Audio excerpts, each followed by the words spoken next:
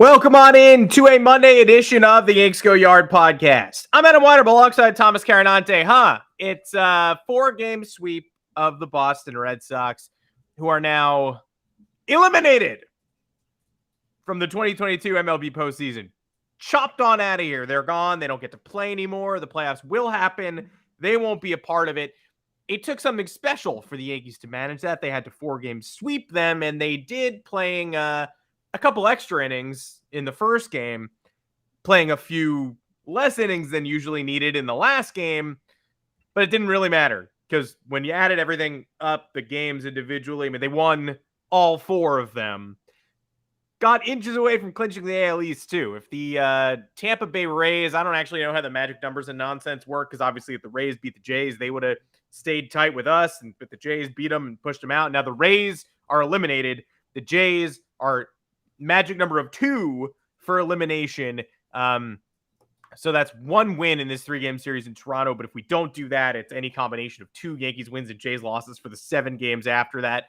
Why don't we just win a game in Toronto? Could be fun. Could be interesting. Either way, 9 up with 10 to go. That's a pretty great spot to be. What else? Aaron Judge didn't homer in that entire series. We signed off on Thursday. Thought we might be approaching the day. I thought he was going to do it. I thought he was going to tie it Friday and pass him on Saturday. Oh, Nick Pivetta. Turned out they challenged him. Matt Barnes gave him the fastball he needed at the tail end of the first game. He almost hit it over the center field wall. Didn't. Then didn't really come particularly close until the hanging breaking ball Brian Bayo threw him in the middle of game 4, and he just missed it. But I wouldn't say he failed. I wouldn't say he was fantastic. I would say he's pressing a little bit, but either way, end of the series, didn't do it. We move on, but he did rip a double. He OBP'd, I think, 438 in this series. And again, the Yankees won all 4 games, but are we concerned? Of course, a little bit concerned. We're going to talk about Garrett Cole's outburst and Alex Verdugo kind of putting him to shame a little bit. Plus, Aroldis Chapman could be DFA'd. People are talking about that, but I'm not kidding. Why? It's September 26th.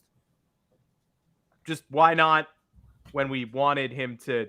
I mean, great, but why? Make sure to find us on Apple Podcasts, Google Podcasts, Spotify, wherever you get your podcast. Drop us a 5-star review along with the mailbag question. We'll be more than happy to answer it. Thomas Carinante, welcome to the Crodcast.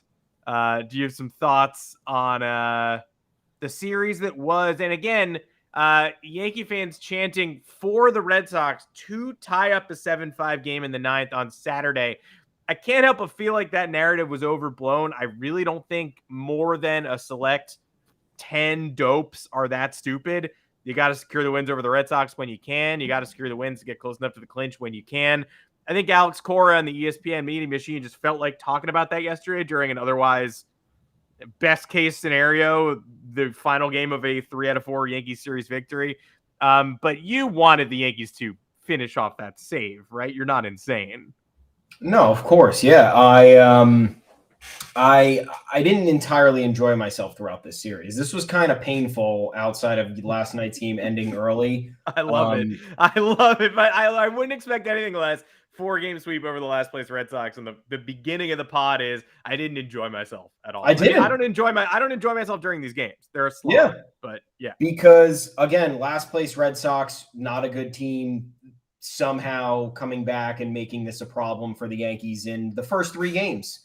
You have the Clark Schmidt meltdown on Thursday. You have Garrett Cole's outburst on Friday. And then you have bullpen malfeasance on Saturday. So I don't know where anybody felt. I mean, it was good. The release on these wins was great. And at the end of the day, it's never pleasant playing the Red Sox. So I guess that is the prevailing sentiment here. Then again, maybe I should reverse course because I knew it was going to be unpleasant. It was unpleasant, but they came out with 4 wins. Red Sox are dead.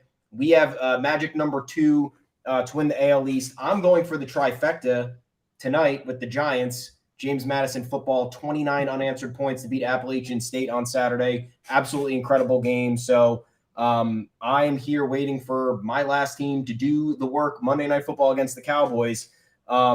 But yeah, I mean, it's again what Yankee fans do often, right? Am I upset about Judge not getting the record? No, look at all these people. Oh, Judge is pressing. Judge is feeling the pressure. It's like, Most of you are afraid to take dumps in public bathrooms. This guy's coming up to fucking bat every single time with cameras on him, with the entire nation tuning into an MLB broadcast or whatever. It's just people are so fucking exhausting with this stuff. Yeah, but Judge, to be fair, doesn't have to do the public bathroom thing. He doesn't. No, situation. He gets his own private bathroom. Yeah. Thankfully, the judge's chambers.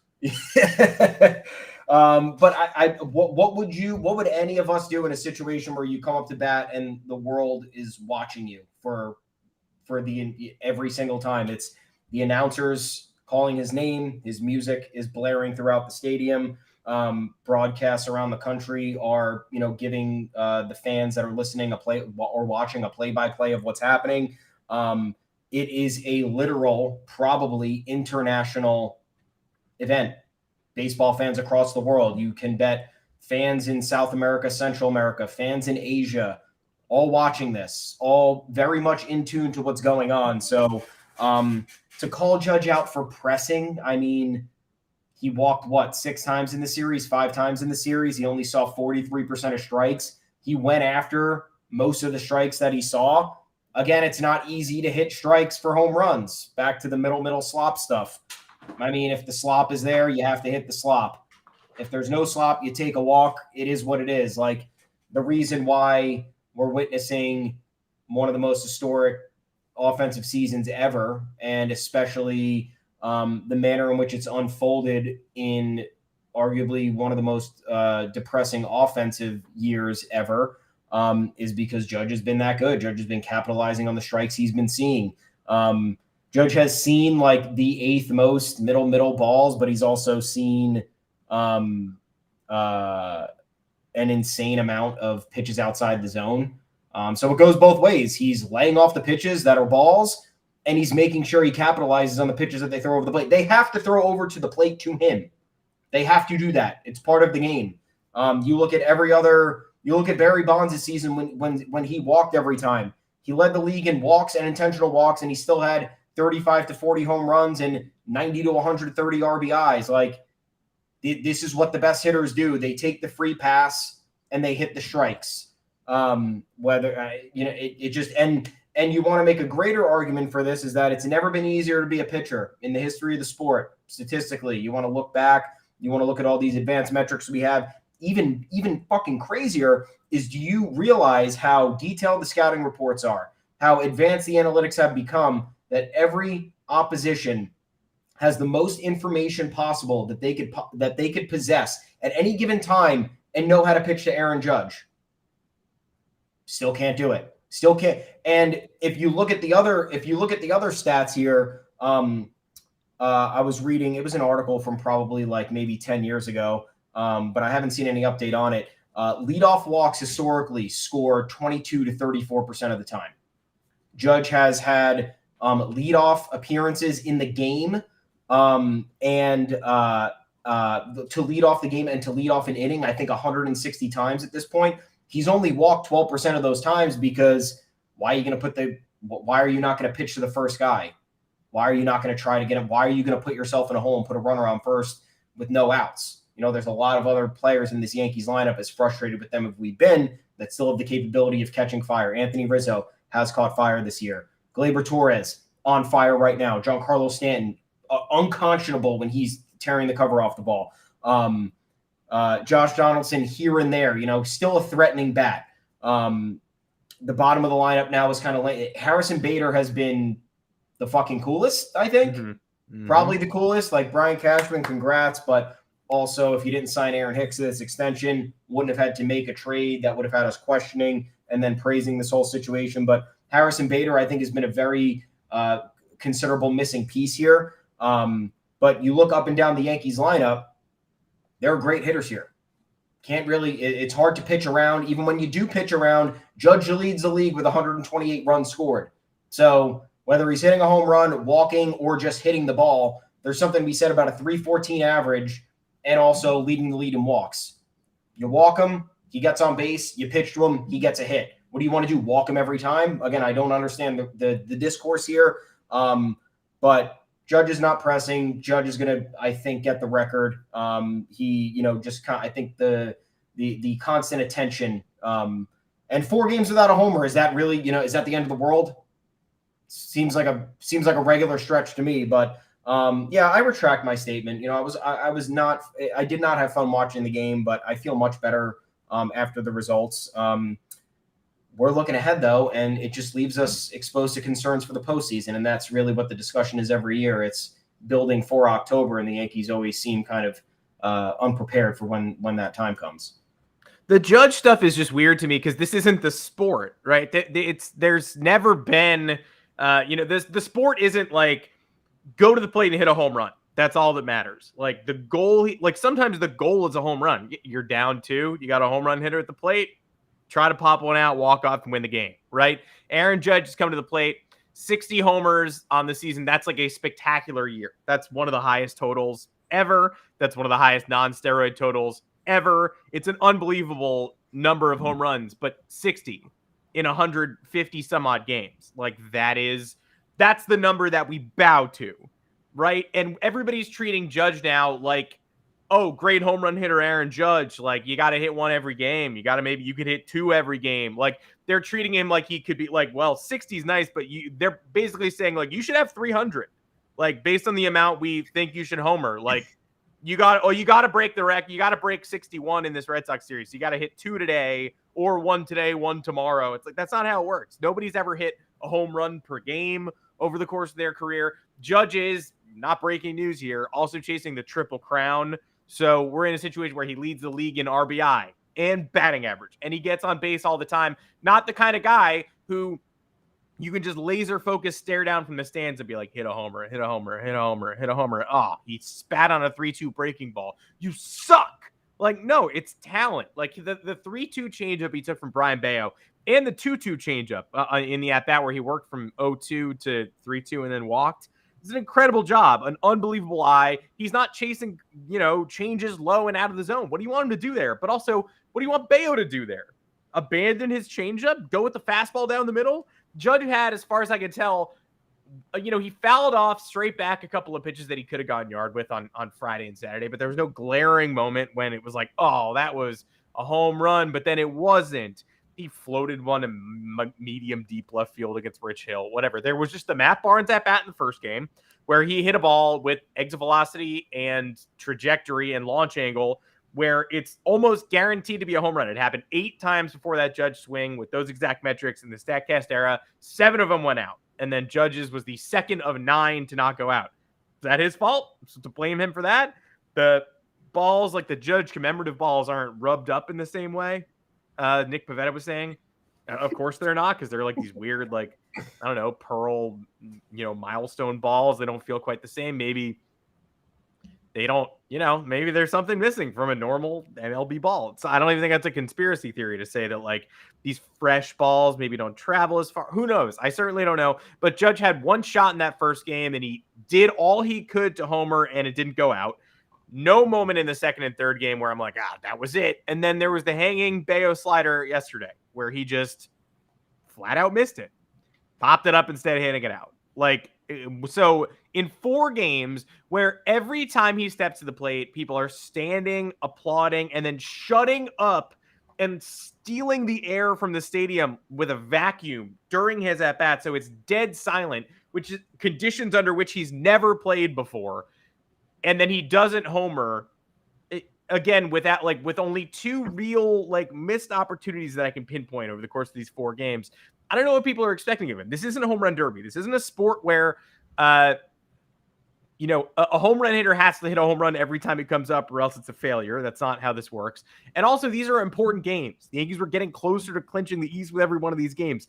Imagine if Judge had gone to the plate in some of these scenarios where he walked and in some of these scenarios where he doubled and was like, I'm going to hit a home run. I refuse to not hit a ball out of I'm either striking out or homering. I refuse to get on base. I'm not doing this. Like, imagine if he had taken a win off the board by putting up a terrible at-bat in the middle of a rally. Like, you can't be the kind of person who is putting this sort of onus on Aaron Judge. And yeah, there were 15 games to break it and tie it. Now there are only 10 left. And now he's going on the road to Toronto. And I understand. It's frustrating to everybody who wanted to see history come this easily. I don't know if everybody agrees with me. I personally, if he were stuck on 59, I'd be a bit more nervous here. He's stuck on 60. 60 is Babe Ruth. 60 is rarefied air, regardless. If the the worst case scenario happens where we don't get to 61 or we don't get to 62. We've crossed the 60 threshold, and the game where he hit 60 was an unbelievable moment at home. Also, this road trip is 3 games long. They're coming right back for 3 games against the Orioles, who are still threatening the wild card race and are going to be, they're not going to give Judge cookies, and their pitching is good, but 3 more home games in the regular season. And then they go to the bandbox in Texas, which would be a weird place to do it, but it'll have 4 prime opportunities to do it there. Maybe 3. There's a doubleheader in there. They're definitely not going to start Aaron Judge in 2 of those games. So you hope he's already at 61 or 62 at that point. He's only playing 1 game that day. Maybe he pinch hits. Folks, I just don't know. But the Barnes AB was close. The Bayo AB yesterday, he missed a slider. Then the rain took an at-bat away from him. And maybe they don't even wait out that delay if the umpire calls Oswald Peraza's at-bat correctly. That was a ball way off the outside corner on 2 strikes. Judge was on deck. Umpire just was like, let me get the tarp out here. I'm bored of this. The Yankees are already up 2-0. I already bungled it. I let Rob Refsnyder drop a fly ball because I don't know what rain is. And I like ESPN was in my ear telling me I'm not allowed to cancel the game or whatever the hell. But yeah, he rings up Peraza on a ball that's way off the plate. Rob's judge of his final shot yesterday. I don't know if I would have been furious at ESPN if they had dragged that out for another hour, drained the moat of the outfield. If you saw that, forget about the constantly falling rain. Just look at the ground and tell me they're supposed to play on that afterwards. One of these teams, I could be as insane. I'm a crazy person. There were flags in the World Series logo this year. I thought the Red Sox were going to make the playoffs up until the literal second they were eliminated. But bottom line, last night, one of those teams was not playoff bound. They were. It would have taken an 11-game Red Sox winning streak starting last night and an 11-game Seattle Mariners losing streak. That was not happening.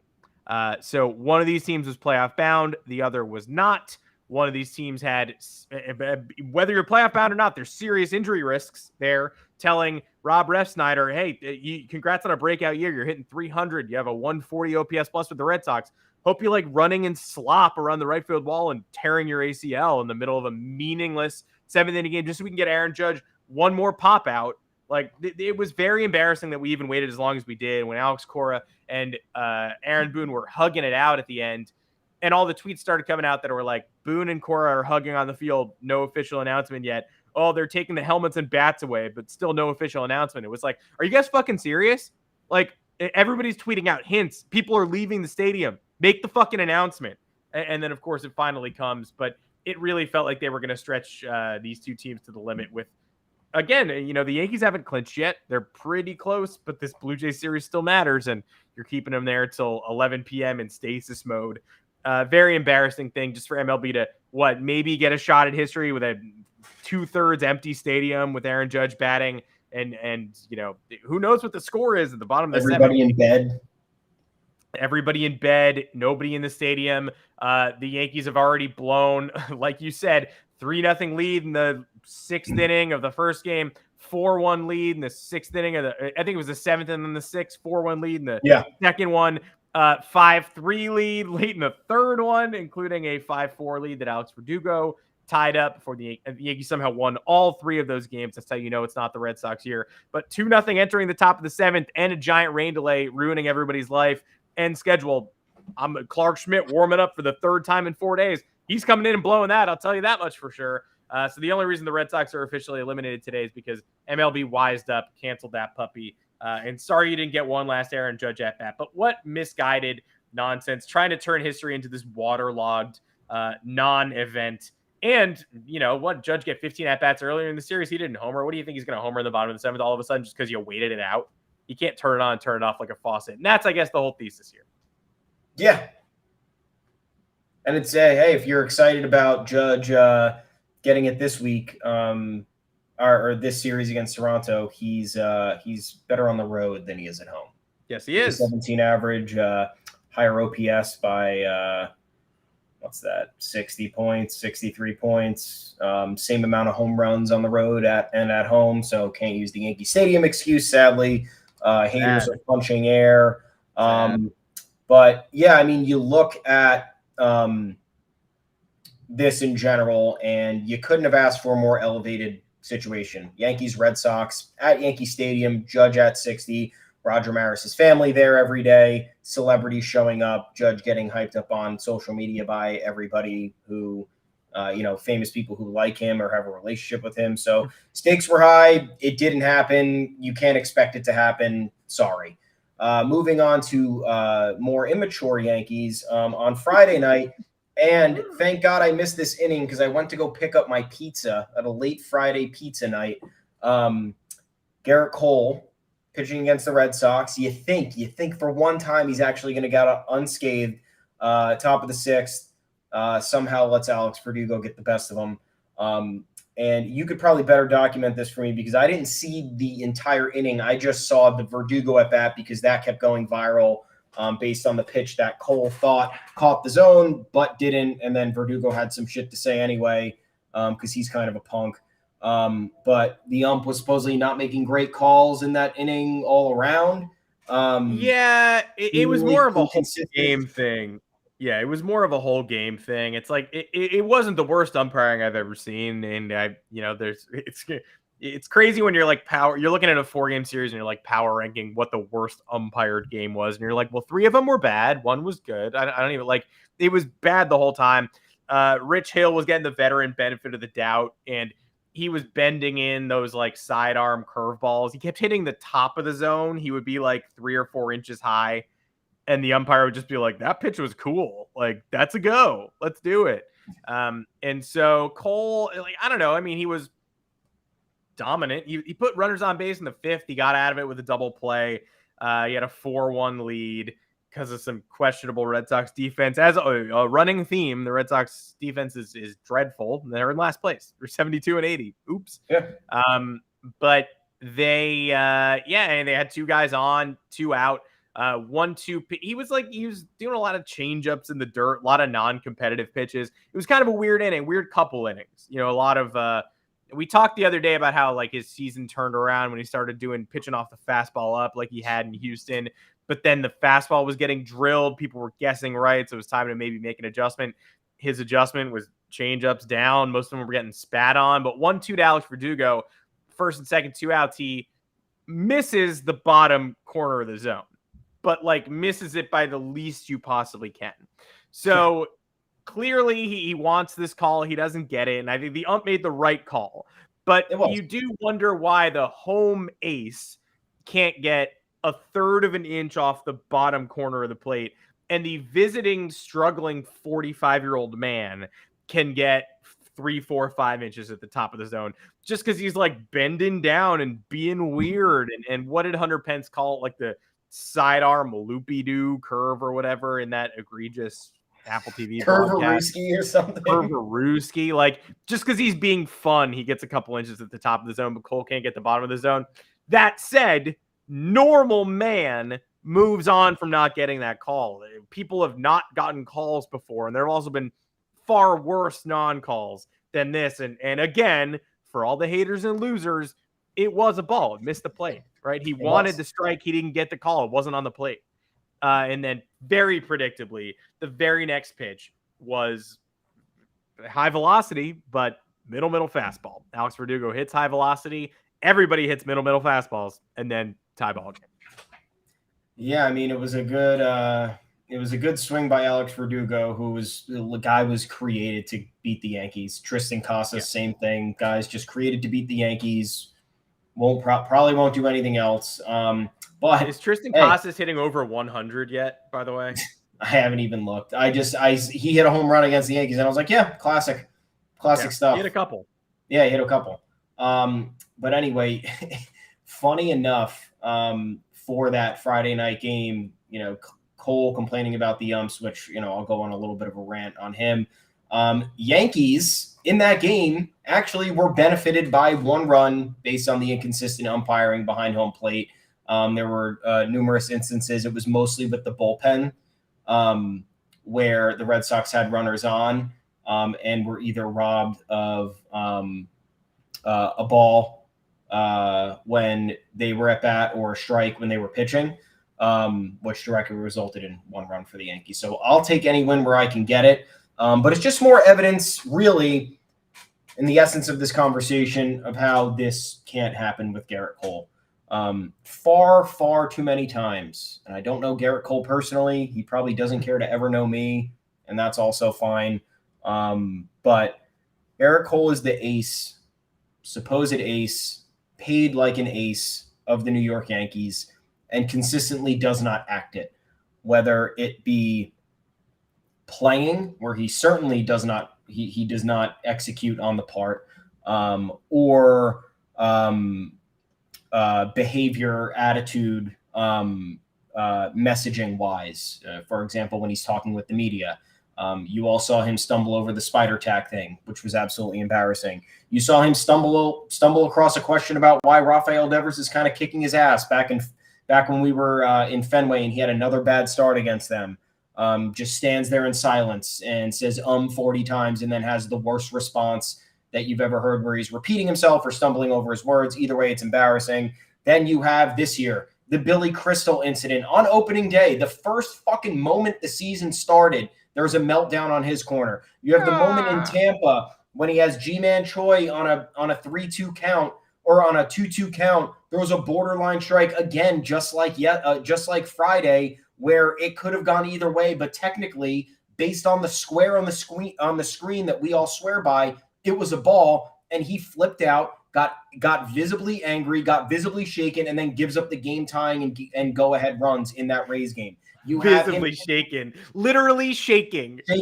Literally shaking. Then you have the game against Toronto earlier this month or the end of August. I don't remember the exact date. Where end of August. Kind of got squeezed on a couple of calls against the bottom of the Jays lineup, and instead of attacking the hitters, he ends up walking the 8-hitter and giving up a hit to the 9-hitter, and then it opens the floodgates for what ended up being one of the most embarrassing losses of the Yankees season. You have the delay in the Angels game where the fan ran on the field or whatever the hell happened, and he was just out there staring at the fan, waiting for the situation to get resolved, and then melts down moments later.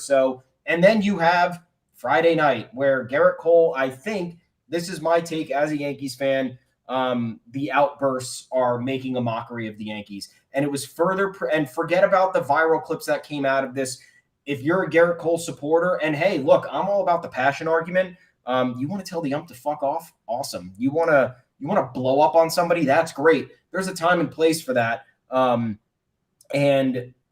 Garrett Cole getting squeezed out of that call in the top of the 6th when he had 4 runs of support and a 3-run lead is not really one of those times. And then even worse, why does this make a mockery of the Yankees? Because then you have Alex Verdugo in the post game, who otherwise wouldn't have said a fucking word if Garrett Cole doesn't go on an outburst and get ejected to complain about this ball being a third of an inch off the plate.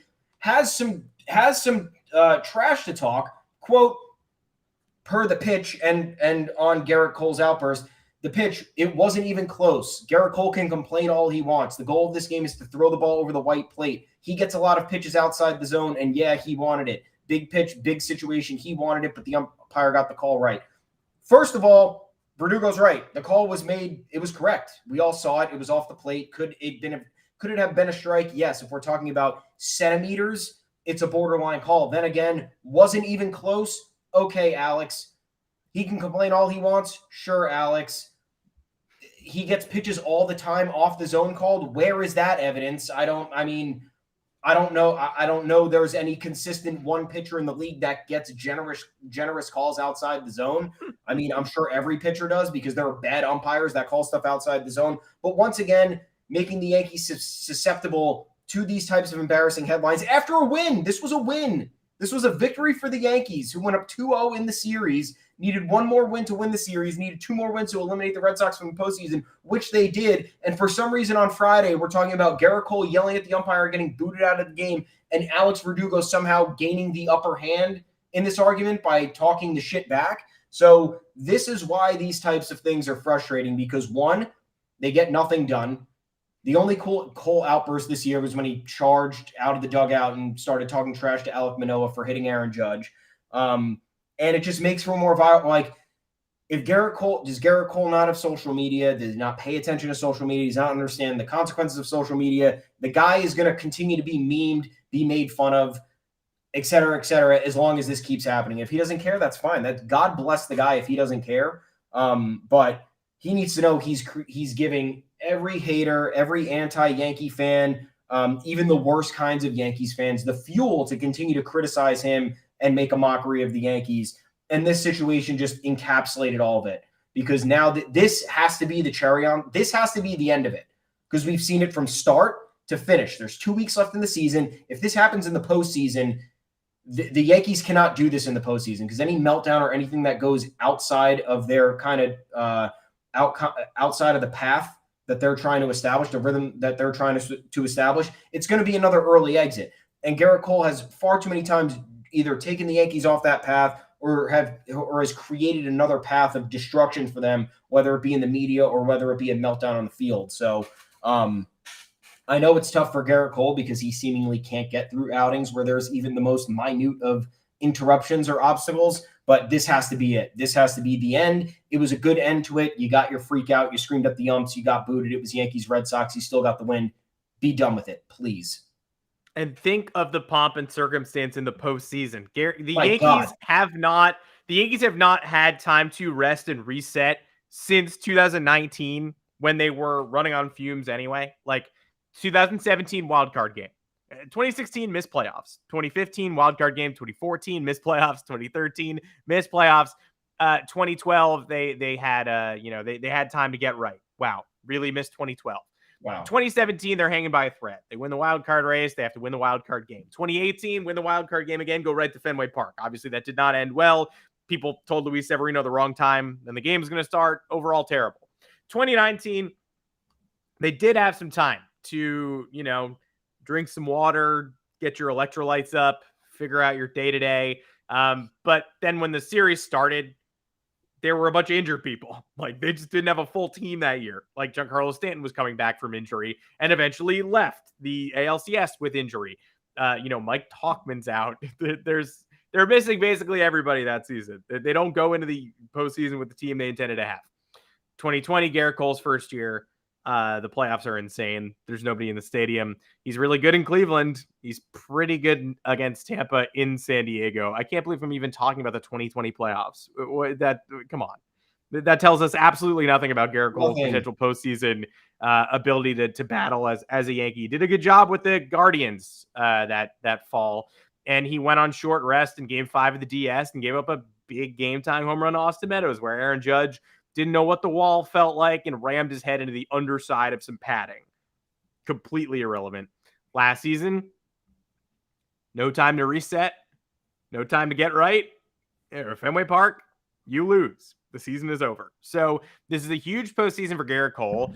We literally have one example of him making a playoff start as a Yankee with people in the stands, and it was terrible. So this is your chance. People were rightfully pointing out this week, and you are correct for saying this, that Garrett Cole has allowed 4 earned runs in each of his last 3 starts. The Red Sox, obviously not who you want to do that to. The Brewers on the road. He's floundering a little bit, right? People aren't feeling positive about what Garrett Cole's doing. Yes. Luis Castillo doing the same thing, basically the same number of earned runs allowed. We were doing this comparison with the Frankie Montas too, because it was like his last 4 starts or so, like 14 earned runs. Yankees fans acting like he's the worst pitcher on earth. Jordan Montgomery just as bad, Castillo just as bad. Jacob deGrom did what Cole did against solid offenses and did it against the A's this weekend. Right, bad stuff happens to every pitcher. I know, I get it. And Cole can shrug all this off with one good postseason. But we haven't had a good postseason yet, and the circumstances have never been this good. Yeah. 2020, he was good. There was nobody there. Nobody watching. Not that tough to perform in front of your wife and 16 other people. 2021, Fenway Park, adverse conditions, home runs galore. He's out of the game very quickly. This year is the year. Cole's season this season very similar to CC Sabathia in 2009, where great year, bunch of stinkers. They weren't memorable in 2009 because he was part of a 3-man rotation that bucked up and won the World Series. Can Garrett Cole do the same thing? Because we're feeling good about the Yankees right now. 7-game winning streak, 94-58 on the year, when it looked like they might not even cross 90 wins a couple weeks ago. Weren't sure if the Orioles were going to pass them. They clinched a playoff berth at the very start of this series. Things are looking up. That said, gonna need to have a 09 CC Sabathia type postseason run with the rotation unsettled. Montas not going to be a part of it. The bullpen unsettled. We don't have a closer. There's been no year with a more obvious opportunity for Aroldis Chapman to get right and take a roll out of the pen, and yet he's not going to do it.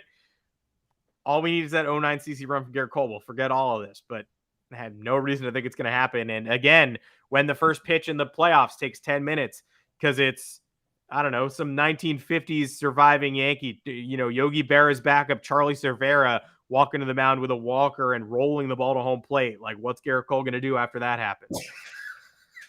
The national anthem is 35 minutes long. It's Hugh Jackman in the cast of, whenever he's on with Sutton Foster. He's on Broadway with The Music Man. You got the whole cast of The Music Man coming out to do the national anthem. Like, what's Cole going to react to there? I just don't know. I just don't know. And the fact of the matter is, here look, you want to go back and look at Cole's ejection and be like, hey, he was at 103 pitches. He was coming out of the game anyway, so he was getting his money worth. Okay, sure, understood. But this is not an isolated incident. This is something that's fairly consistent with him, where he is easily rattled or somebody gets under his skin and then he's unable to get back on track. And truth be told, folks, you just look at the numbers. He has given up the most home runs in the American League, and the only person ahead of him is Josiah Gray, who is second year in the bigs. He was one of those trade pieces that went from the Dodgers to the Nationals in the Max Scherzer Trey Turner deal. This is his first full season starting. He has the only person with more home runs than Garrett Cole. And you look at Garrett Cole's overall numbers. His 3.49 ERA and his 3.48 FIP stand to be the worst since his 2017 season with the Pittsburgh Pirates. So once again, he was not signed to have a Pittsburgh Pirates year with the New York Yankees. That was not the goal. The goal was to buck up, pitch like he did in Houston, or at least the semblance of it, and be the top of the rotation guy who would influence other guys or would have impact on games that only a few other players and pitchers in MLB would have. And it's so far from that. And it's only been 2 postseasons, right? It's only been 2. Cole's got plenty of time to rewrite this. We go on a run this year. Even if I'd even go as far to say if Cole gets us to win the AL, I don't even think we give a shit about half the stuff that happened this year or the stuff that's happened in years past. And all it takes is something that it on the surface is a little bit simple. Like, team just goes on a run and just pitch well. Like, you did it in Houston for 2 postseasons. You had a couple of bad moments, but largely you perform well. So the Yankees have the second best offense in MLB. He's going to get the run support. I know in some starts he hasn't gotten run support, but that's kind of changed. More times than not over this season, he's put the Yankees in a hole than he has not gotten run support. So this has nothing to do with us just being mad because Garrett Cole's not getting the job done in singular game. Not only is he not doing that more times than not, but now he's pitching like a number 2, a borderline number 2, because I think a number 2 probably in this day and age has better than a 3.49 ERA, 3.48 FIP. His strikeouts are commendable, 244 to 188 in the third innings, but it doesn't matter when you're 12-7. He's 12-7 behind the second best offense in the league. So Nestor Cortez, like Cortez. He's not going to start game 1, right? No. And I'm sure we'll have this discussion next week, but yeah, he's not going to start game 1. It's widely accepted fact. He's not going to start game 1, and I get it. However, lowest ERA through 27 starts in Yankees history since the DH was established in 73. Ron Guidry, 177 and 78. Nestor Cortez, 256 in 2022. This year, the second best in the modern era with the DH added. 4 games with 5+ innings pitched and 1 hit or fewer allowed this season for Nestor. Most by any pitcher in Yankees history. He's making Yankees history, and he's not going to get that first start because he's not somebody that you counted on before the season started. But who are you more confident in day to day? You know what Nestor Cortez is giving you, which is crazy because he's Mr. Unpredictable with the different arm angles and different leg kicks and stuff. But all these pitching accolades, best since Guidry in 78. And I know the Yankees aren't really known for their pitching, but that's Clemens, That's Pettit, Messina, Cece, Cole's first couple years, Righetti, Guidry's next decade. He didn't do it again. Like, it's Guidry and then Nestor. And in that, 5+ innings, 1 hit or fewer allowed, it's just Nestor. No one's ever done that before. So Cole's getting game 1, Nestor's getting game 2, I guess. I'm sure. But there's a chance we all look at back on that and go, really? We're just so rigid we have to get Garrett Cole that opener? Come on. Yeah. In danger of fully lighting the discourse on fire. We'll save that for another time. Let's more happier times here. If we can get rid of a Yankee that we don't want and is not on, it's not really a piece for the postseason. Aroldis Chapman. Joel Sherman reported over the weekend that the Yankees have at least considered DFAing him. You and I talked about this at length. Would we be happy to see Aroldis Chapman go? Yeah. I mean, we've been asking for it for, I think, a year now. Is this timing bizarre and kind of senseless and misplaced? Yeah. I mean, if there's a time ever when the Yankees need as much bullpen help or just guys present, it's right now. Because various people are unreliable. Various people need to eat innings regardless of the circumstance. If you have Garrett Cole putting you in a hole constantly, a guy who should not be doing that, you're going to need more bullpen arms to pick up the slack. Garrett Cole start should be alleviating the bullpen. They are not doing that. So now you're in a situation where your bullpen is not well rested. That's number one. Number two, your bullpen is not good. Number three, your bullpen is very injured. I think overall, you look at the season-ending injuries, you look at the guys who are still coming back and looking to get up to speed. This bullpen's not healthy. We still don't know what's going on with Clay Holmes, whether that's a resulting back shoulder thing or if it's actually the release point. Scott Efros has only thrown one inning since coming off the IL.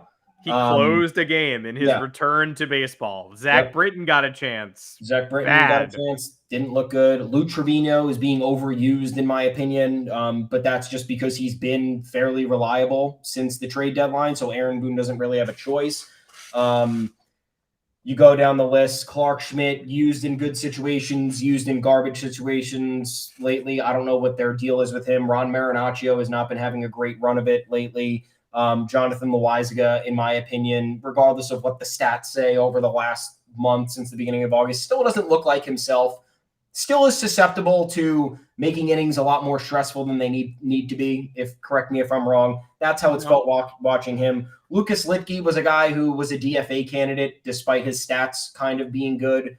But him maybe not really taking on a big role in the postseason. So there was some thought behind either him getting traded at the deadline or him getting DFA'd to make space for somebody else. But here we are. Everyone's here. Chapman's here and back. He's still bad, but now we're considering DFAing him when you could have just did it in July when his season was, his awful season was cresting into being the worst it could possibly be. You could have just done it then. You could have got maybe another bullpen arm at the deadline. You could have cleared a roster spot and made life easier for maybe promoting prospects earlier. And now you're going to do it on maybe September 30th. For what reason? I don't know. It seems dumb.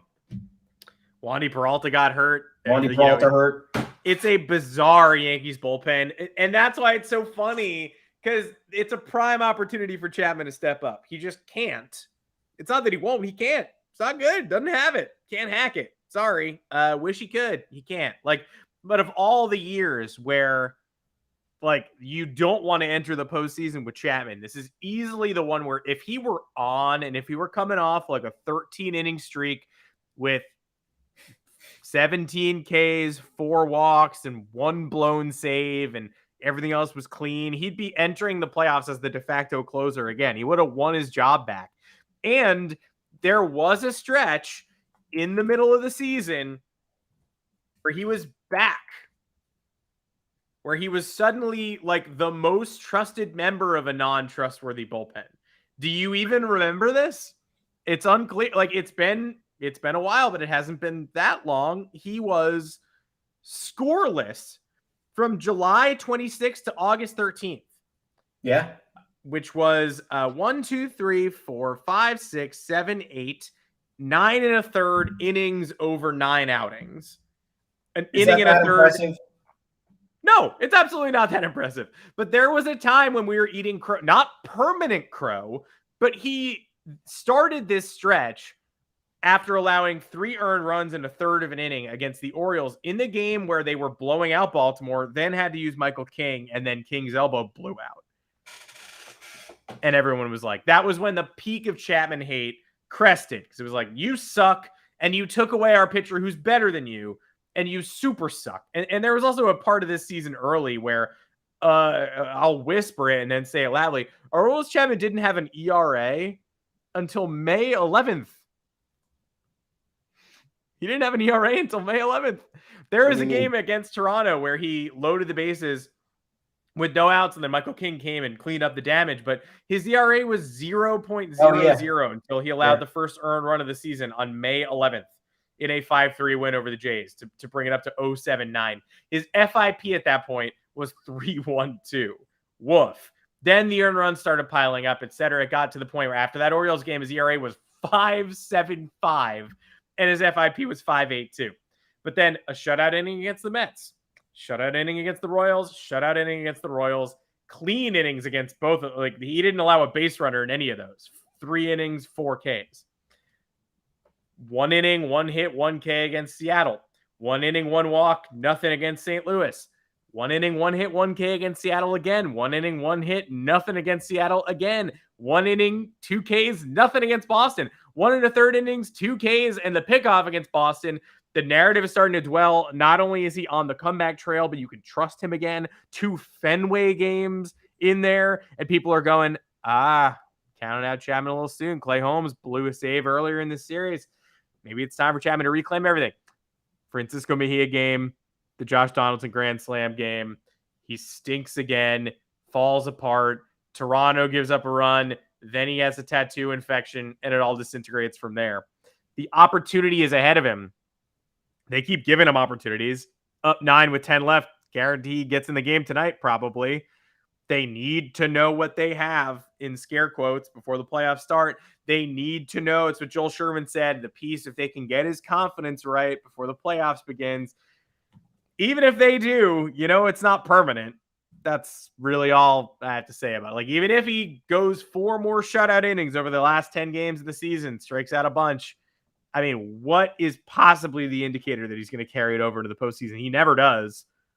He absolutely never does.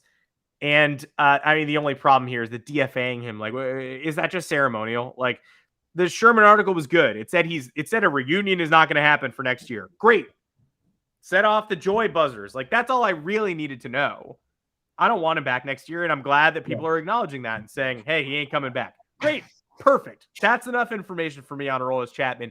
Don't put him on the playoff roster. You don't need a 40-man spot right now. What does a DFA accomplish on September 26th? Just don't use him on the playoff roster. Who cares? But what DFA now instead of DFAing all summer long when people are talking about, oh, man, there's too many people on this 40-man. We can't possibly finagle Steven Ridings and Marinaccio and like, we got to keep sending Clark Schmidt down. You DFA him then. You don't need to DFA him now. I agree. Maybe the DFA will just be like, hey, done with the relationship, and you don't have to really, I don't know if Chapman is an ego guy, but like, he would, at that point, he wouldn't have to deal with being left off the postseason roster. I think he might be an ego guy. I'm not probably positive. I just don't know for sure, man. He drives like a Lambo to spring training every year or whatever. I think he drives a tank to fucking spring training every year. But yeah, maybe that's just it. It's like, DFA him now. You don't have to be left off the postseason roster. I don't know what's more embarrassing, being DFA'd right now or being left off the postseason roster when there's a bullpen in shambles. Honestly, It's kind of level playing field for me. But yeah, there's still just some concern to be had. I love that the Yankees are winning games. It's making me feel good. However, October baseball is just so much more different than what we're seeing now. And the Yankees have stayed afloat against solid competition. It hasn't been anything to sneeze at. There's no reason to discredit them in any sense. They keep punching back. You look at this Red Sox series, they blew leads in every game, and they came back in every game. in the first 3 games, I'm sorry, and won all those games. So they're getting the job done. But can you do that against the Blue Jays in the playoffs? I'm not so sure. Can you do it against the Astros? You cannot. You could even sit here and think, can you do it against the Guardians? I mean, the Yankees usually have their way with Cleveland, but this Cleveland team's pretty friggin' good, and they have stuff in all corners of the roster. They don't have any part of the roster where the wheels have fallen off. They have a league average offense in terms of runs scored per game, but like the bullpen's good, the starting rotation is good, the fucking top of the lineup and middle of the lineup is good. Like the bottom of their lineup is shit, but like everything here is solid.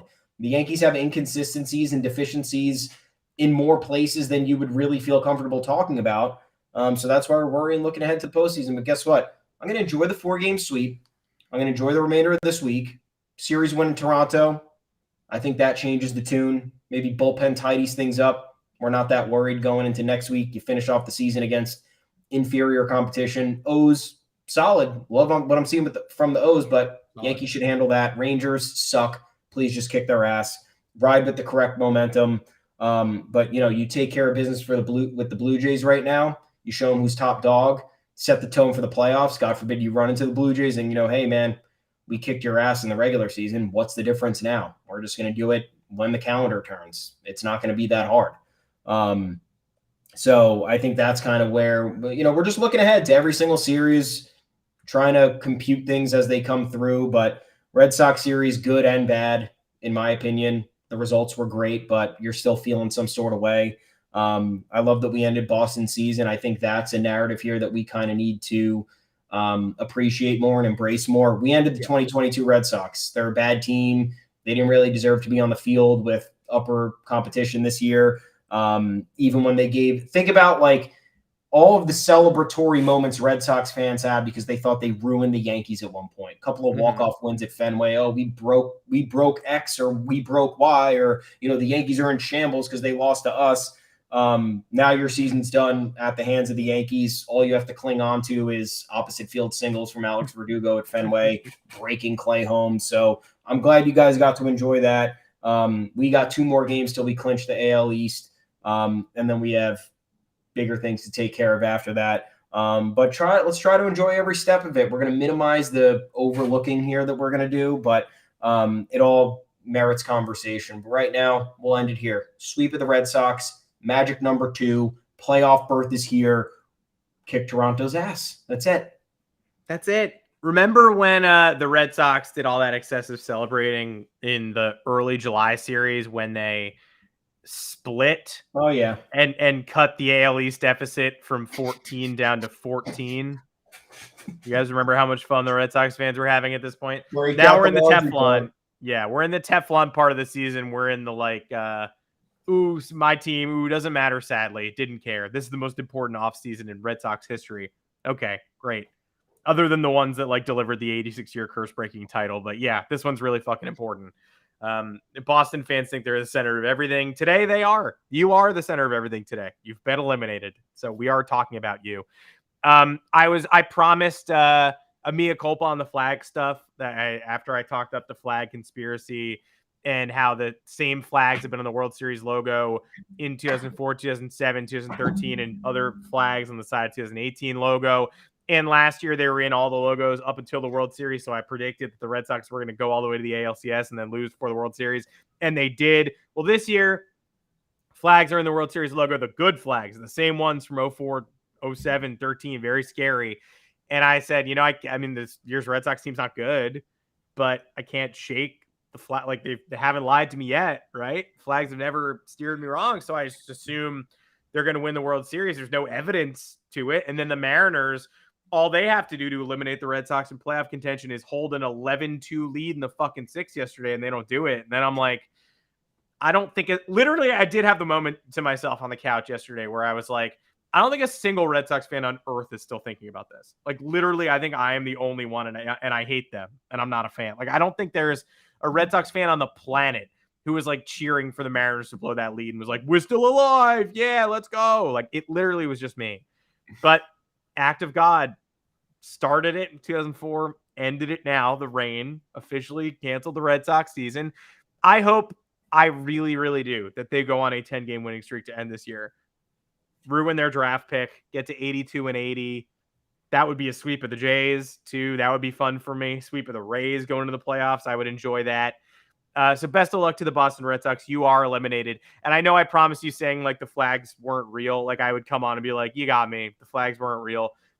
Sadly, I think they're realer than ever. Actually went back and forth on this. And I think MLB heard me last year, saw the conspiracy video, and then we're like, he's on to us. Let's unrig the season and let's give him a flag zero. The Red Sox suck. So memo to the haters and losers. I'm deeper than ever. I unfortunately think it's realer than it was before. And but most importantly, whether you believe in a conspiracy or not, the Red Sox are fucking bye-bye. Get out of here. Go home. On to football season. Brian Hoyer going to Green Bay this weekend. Should be a great showdown. And the Boston Celtics, stacked roster, stable coaching staff. So really good stuff in that building. No misconduct whatsoever. So you guys should be in for a really special year. And then hockey, I guess, is also a sport. But yeah, go Celts, go Pats, go Sox. We'll see you in 2023. That is it for this edition of the Yanks Go Yard podcast. Make sure to find us on Apple Podcasts, Google Podcasts, Spotify, wherever you get your podcasts. We'll be covering the New York Yankees as well as Boston, the only city where coaches can get year-long suspensions, but then actually just come back and coach or manage their previous team like nothing happened. They're about to go 2 for 2 in that department, which is pretty sick. High moral compass there. Until next time, you can find me on Twitter. It's right below at Adam Weiner. We'll be talking playoff roster next week. Later in the week, we'll be on Thursday. Would love to be talking clinch. Would love to be talking history. 2 o'clock Eastern time. You can't miss us. We're just going to be on this YouTube channel. And of course, the upload will come to all those podcast platforms afterwards at Adam Weiner. My handle. Plenty of you found me last week, including the staff of Baseball Prospectus. Thomas Carinante, where can the people find you? At Tommy's_takes, fairly easy. You can find me. We can talk. You can also find us if you want to extend the trash talking at Yanks Go Yard FS. That's the official Yanks Go Yard Twitter account. Good times. You can also find us again in the comment section on yanksgoyard.com. A lot of content there for you. A lot of stuff we're speculating on, wondering about. Playoffs 2 weeks away, a little over 2 weeks away. Got to start talking about this stuff. Got to start bringing it into focus. So yeah, like I said, take care of Toronto. Keep an eye on Judge's record. Keep an eye on our content coming in wake of Judge's record. And we're just going to take it day by day at this point. So enjoy the rest of your week, folks. We'll talk to you again on Thursday, 2 p.m. Eastern live right here. It's true. We'll see you then.